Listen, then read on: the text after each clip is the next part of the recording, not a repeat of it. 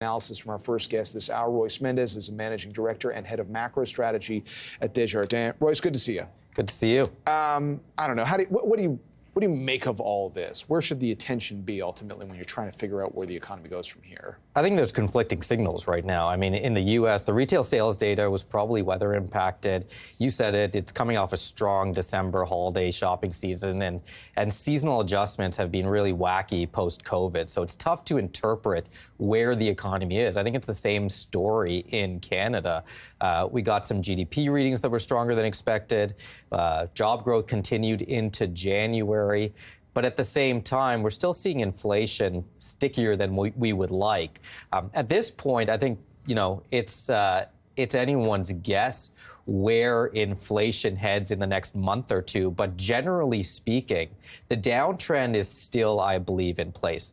We're moving towards gradually a place where the interest rates can come, but the road is going to be bumpy, and it's proving to be a bit of a winding one.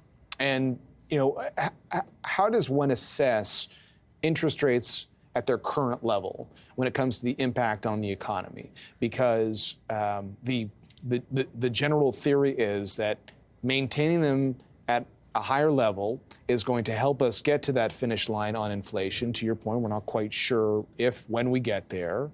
But does it inflict damage in the interim or in the longer term if borrowing rates stay at this level? Is this stuff we're seeing on the margins in the consumer sector something that gets more meaningfully weak at these higher borrowing levels? I think in the U.S. they're restrictive, but in Canada, they're very restrictive. Okay. And the difference here is that Canada households are just way more leveraged.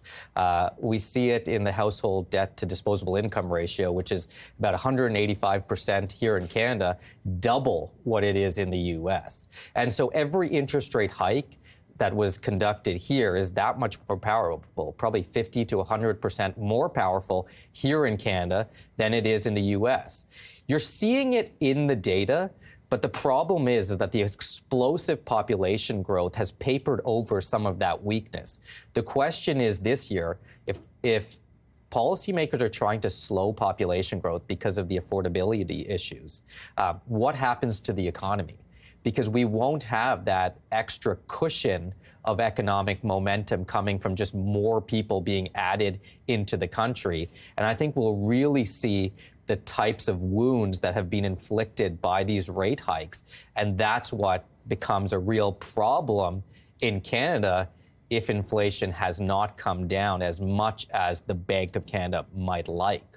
Right, because you've made a very strong case in the past. You've been very outspoken about the housing realities and how that ultimately impacts what will likely happen with interest rates. But it almost sounds to me like you're saying something stagflation-like. Like if we're still dealing with inflation and there is a very reasonable concern about what happens if interest rates don't come down, I mean, maybe we're just sort of moving towards well, why don't you tell us what you're thinking? Well, I think that the Bank of Canada has had this very focused view that core inflation is being measured by their two, what I would call Frankenstein measures, core median and core trimmed mean. And these things I don't think are the gold standard that they make them out to be. There's a lot of core inflation measures out there in Canada, and they tell very different stories. In the U.S., American policymakers just look at simple food and energy core PCE inflation. That's been showing what they wanted it to show. And I think outside of this 1 month that we saw in January, the general trend is still towards 2% inflation. We're stuck on these core median and trim measures, which I really believe they're very subject to revisions. They're very volatile. They are skewed in one direction.